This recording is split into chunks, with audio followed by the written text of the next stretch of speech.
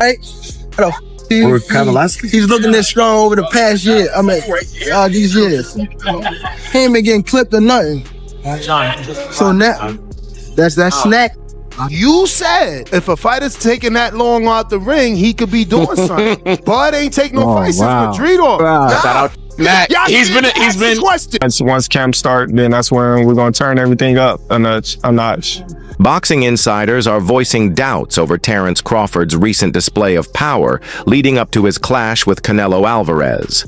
Gervonta Davis has questioned Crawford's sudden strength, fueling rumors of potential performance-enhancing drug use. With speculation mounting, many now call for greater transparency before this much-anticipated fight unfolds.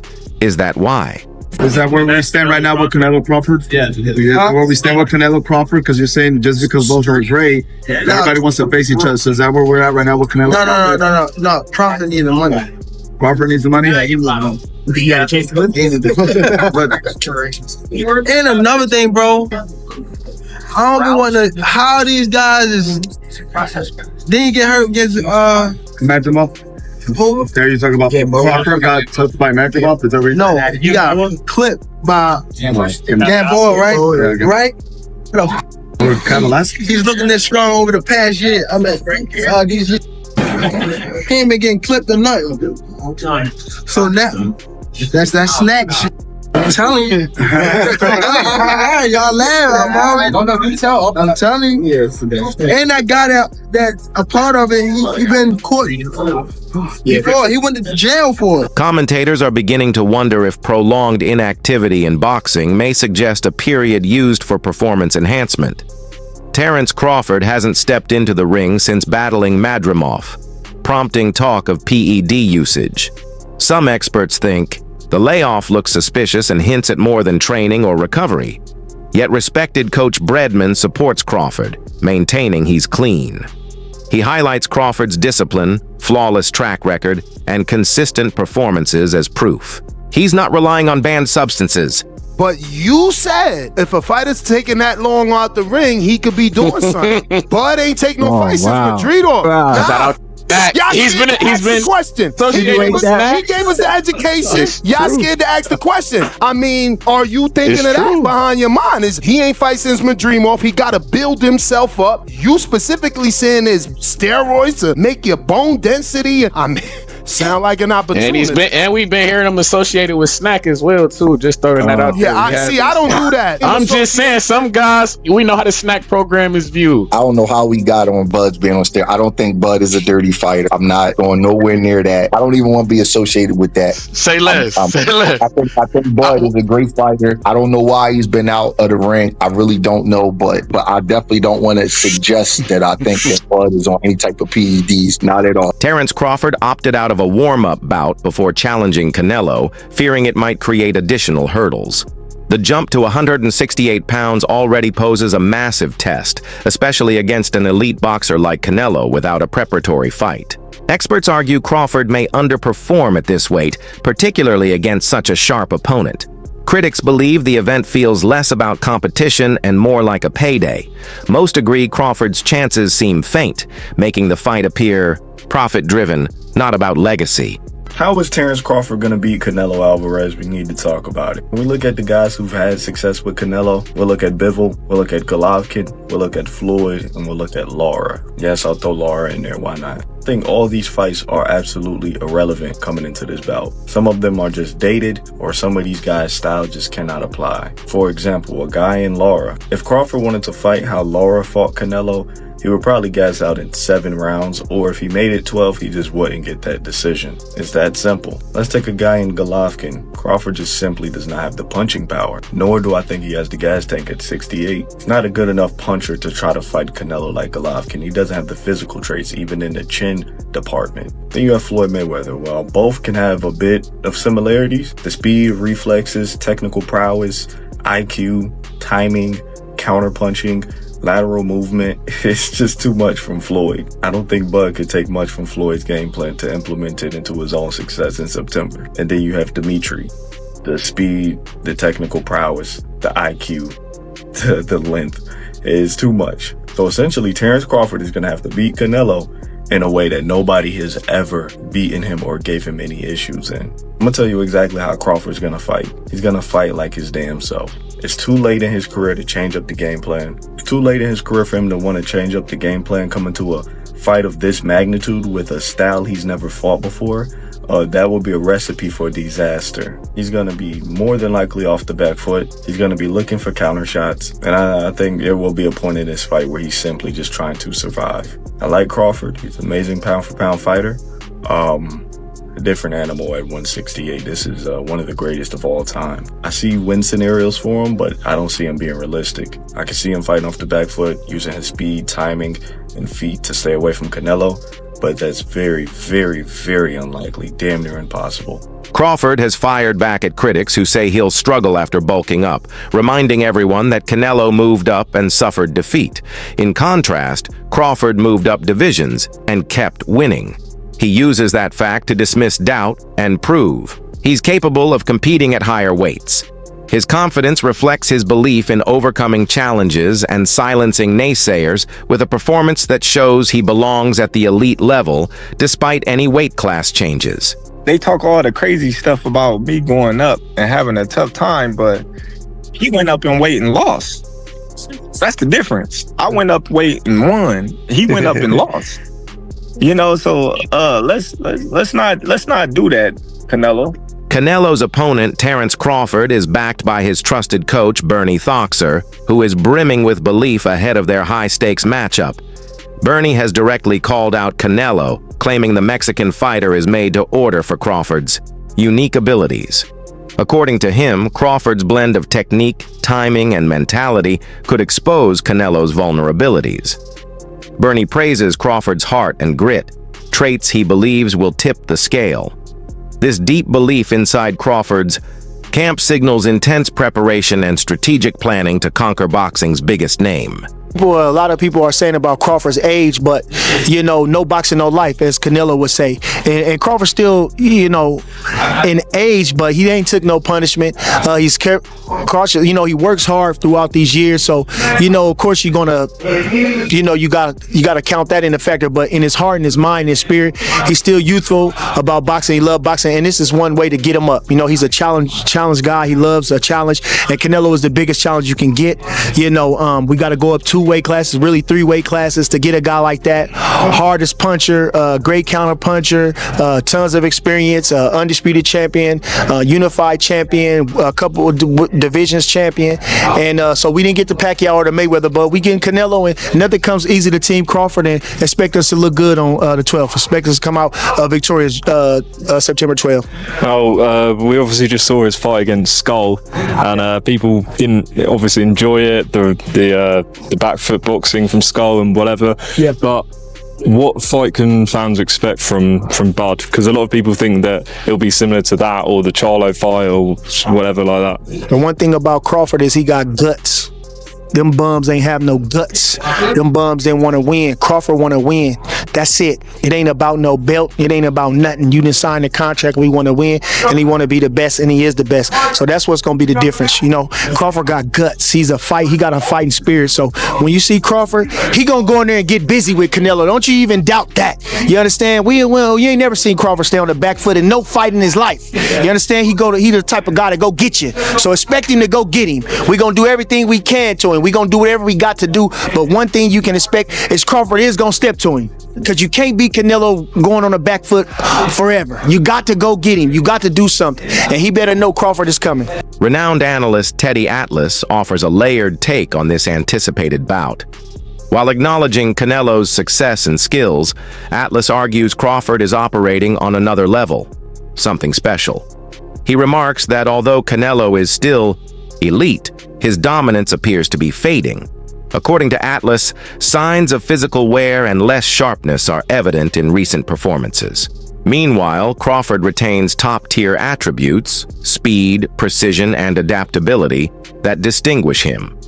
Atlas's opinion prompts key questions about whether Canelo still has the sharp edge required to beat someone as sharp and relentless as Crawford. Well, come on, he's human. So he had a few hiccups. He won the fight. He's Terence Crawford. A lot of people say, "Oh, Teddy, you make him so good. You're always saying how great Crawford is." But who's he beating? He unified the what was his first division? Lightweight. Then he unified the junior. Then he unified the junior welter. Then he unified the welter. I think I got the weight classes right. It doesn't matter. He unified like 3 different weight classes. He moved up in weight. Guys are tired of me saying it. I look at him. Look, Canelo's special too. I get it, and he's bigger. I get that too. And everyone's gonna say, "Well, after Madrimov fight again, had a couple hiccups. Now he's stepping up another weight class. Now he's got to fight Canelo, who's even bigger, stronger, better puncher. A unified champion that he's been. All of that stuff. He's not going to be able to handle it." I asked this question. See, I go to the other side. I say, okay, yeah, can Canelo handle the smaller guy who's going to be faster, who's going to be slicker, who's going to be better defensively, who's going to have better legs, who's going to be able, sometimes Canelo at this point in his career can slow down a little bit. They're both getting older. I get it. Crawford himself radiates self-belief as he eyes the biggest test of his career. Discussing his approach, Crawford confidently states that once training camp is underway, he'll be ready to showcase everything he has. This outlook reflects his preparedness and commitment, showing he's both mentally and physically ready to meet the occasion. His belief in himself signals optimism that he can handle Canelo's pressure and execute his plan. That confidence matters, as mindset often determines who wins. Crawford's poise and drive make it clear he's not intimidated by Canelo or the scale of this bout. So you against Israel Madrimov, how do you view that performance, and I guess what lessons, if any, can you take into your next fight against Canelo? I thought it was a great performance. I thought I did what I wanted in the ring. I thought I picked it up when I wanted to. I thought I banged when I wanted to, boxed real well. I don't take nothing from it, because styles make fights, and Canelo has a different style than Israel Madrimov. So,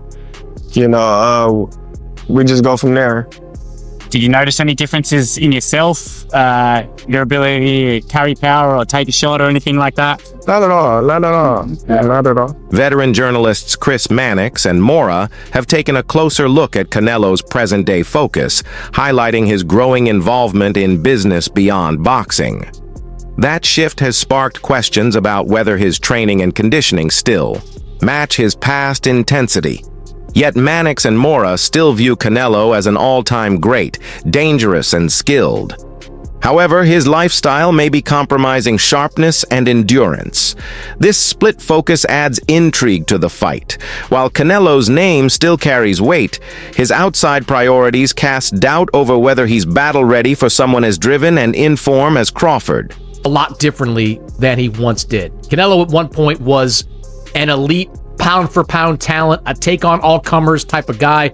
Now, Bob says he looks at Canelo as more of a businessman. Now, this is not an original take. A lot of people have been saying stuff similar since Canelo decided not to take a fight against David Benavidez. But what do you think? Is Canelo right now a boxer, or is he a businessman? I would agree with Bob Arum. I think he's more of a businessman than a boxer, but that's what happens when you're a pay-per-view star. I mean, if you look back at all the big stars, I mean, if I go back to Mike Tyson in the 90s when he got out of jail, he was selective with his opponents. Oscar De La Hoya, in between the monsters that he fought, he had guys like, David Kamau and Patrick Carpentier and many others. So I just think Canelo's taking a page from that book. There's still solid names on the resume. So when you look at the name, 20 years from now, you're just going to see an undefeated record, and the fact that he was a title holder in the opponents that Canelo has. They're still former champions or champions with excellent resumes. And yeah, they're calculated risks now. But whenever you're that long in the tooth, like Canelo, with over, he's 35 years old with well over 65 fights as a professional. I just think he earned that right. He earned that right to be picking and choosing whoever he wants to fight at this stage of his career. And if selected right in the right areas on the right date, at the right time, I think fans are going to support him. Fans are always going to support stars, pay-per-view stars. Boxing thinkers and supporters alike suggest that Crawford's clearest path to victory over Canelo lies in maintaining speed and dictating tempo. Controlling the action in the ring's center would allow Crawford to maximize his agile footwork and masterful counters. By staying mobile and setting the rhythm, he can avoid being trapped and reduce Canelo's opportunity for heavy shots. This plan demands cardio, reaction time, and focus, all attributes Crawford has consistently shown. If he sticks to this approach, experts argue, Crawford's probability of pulling off the upset rises considerably. I feel I got the speed over Canelo. I got the reach over him. He might got the size, the power. I got the better skills, boxing skills. Would it be more of a cat and mouse? The reality is Canelo does put people out. From Kirkland to Amir Khan to just... Obviously, I'm just saying, man. No, but he's not Kovalev. Kovalev was older. He does. Billy Joe. Don't get me wrong. He does have a lot of power, but all those guys that you name is not as skillful as me. I'm sorry. No disrespect to none of those fighters. The skill level is not there. So how do you see a fight with Canelo? Tough fight. Canelo is a great fighter. Like, I always had respect for Canelo, but I just believe in my skills. The fact that people doubt me, it just fueled me even more. Try to get the fight even more. And I'm watching them, I'm like, man, I can beat this dude. I've been fighting people bigger than me all my life, and I always came out on top. You gonna get hit. It's a fight. He gonna get hit too. It'll be good. Well-known fighter David Benavidez has offered a straightforward take on how Crawford might beat Canelo. Benavidez sees Crawford's strength and mental toughness as key assets that could shift the fight.